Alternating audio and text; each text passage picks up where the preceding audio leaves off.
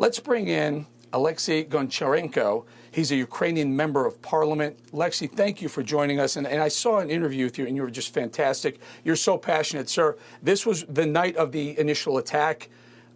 You were rushing to get to some sort of meeting. You couldn't get into parliament because you were locked out. Tell us where things stand from a member of parliament. What is your feeling? Are you concerned? Do you feel like you're under assault right now?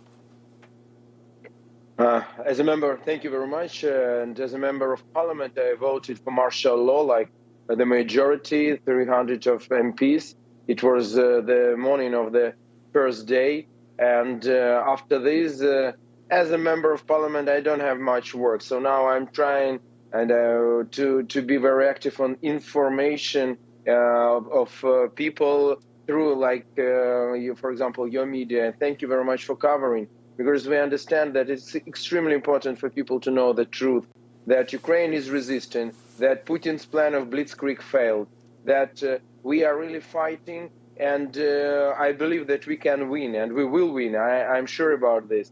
So that's something that we are doing, certainly helping our authorities, contacting with our friends from different countries. Now, for example, we're fighting for sanctions to kick Russia off SWIFT system of financial global transactions, and we are working with each country, moving from country to country, speaking with people, politicians, MPs, ministers, trying to say them that is extremely important. And I feel that we really have the result.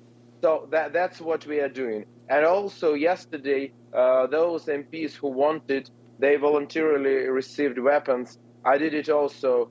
So now my weapon is always with me, and I'm even sitting and giving you this interview that's near me. And I'm not soldier, I'm not military person, but as thousands of Ukrainians, thousands are coming out to territorial defense.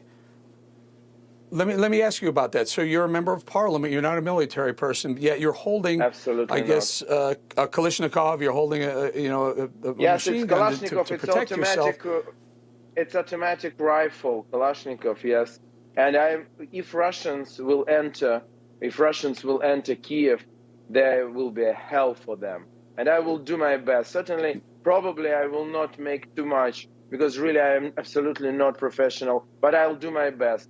And if thousands of Ukrainians will do the same, and they will do, so I am sure that each city and each town will be a fortress on their way, and they are already. We have an absolute, I don't know, it's hard to believe, we have a very small town, Akhtirka, on the border with Russian Federation, which Russians couldn't take for all these 2 days with all their powers, and they're just like volunteers fighting for it. So, Alexey, earlier today, Vladimir Putin or one of his minions said that the Ukrainian army should lay down their weapons. The weapon, that gun you're holding right there. He says you should mutiny and lay down your weapons so you avoid further bloodshed to the country. What's your message to Vladimir Putin as a member of parliament from the Ukraine? My message is next. We will never surrender. Oh, you know, Churchill word. We will fight on the beaches, on the hills. We will fight on the street. We will fight everywhere, and we will definitely win. That's our answer. We are not going to surrender. We're even not. There is no possibility for this. The mistake, Putin is underestimating Ukraine. His mistake, he's thinking that he is just fighting with the state. Like, you know, he's thinking, okay, I have so many tanks, and Russia and Ukraine has much less, and I have so many aircraft, and they have much less. But he didn't understand, but he doesn't understand, unfortunately, that he is fighting not with the state, but with the people, proud people. And he cannot win, because the only thing he can do to destroy all of us, but it's impossible in 21st century. So he will lose. But the question is when and what casualties will be. And it depends very much from the position of the West. So we hope that tough sanctions and big support to Ukraine will help us to finish it as early as possible. Interesting. So, Alexey, take us through where you stand right now. At one point, you were concerned that you weren't allowed to meet parliamentarily because of just the logistics of it. Are you able to communicate with Zelensky? Is Zelensky still running the show? Is Zelensky staying, or will he flee if things get too hot? What are your feelings? No, I'm sure he will not flee. By the way, I'm from opposition, but now there is no opposition, and our authorities in Ukraine, we are all united. So I'm sure he will not flee. And he is in Kiev, and I am in Kiev, in the center of the Kiev now. And just minutes ago, there was again the sign of air attack. You mean this, sound that people should come to shelters, and people are coming to metro just to hide there. And there are bombings and missile attacks on peaceful cities. Last night, several just civilian houses were damaged, and we have wounded people. Today, there was a shot in kindergarten, and one adult is killed, one small boy, is heavily wounded. So it's a genocide what is Putin doing, but I think we can fight with it, and we will do our best.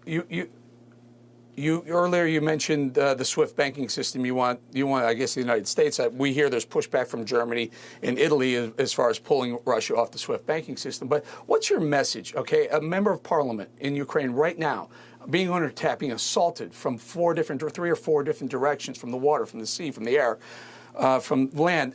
What is your message to President Biden when you heard the sanctions that he's now, 2 tranches of sanctions, when you heard what they were? What is your message? Alexey Goncharenko to the United States President.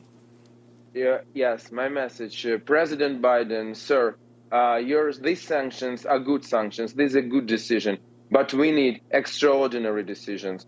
And we need now 2 things. We need kicking off Russia from SWIFT system, and we need embargo and ban on Russian oil and gas.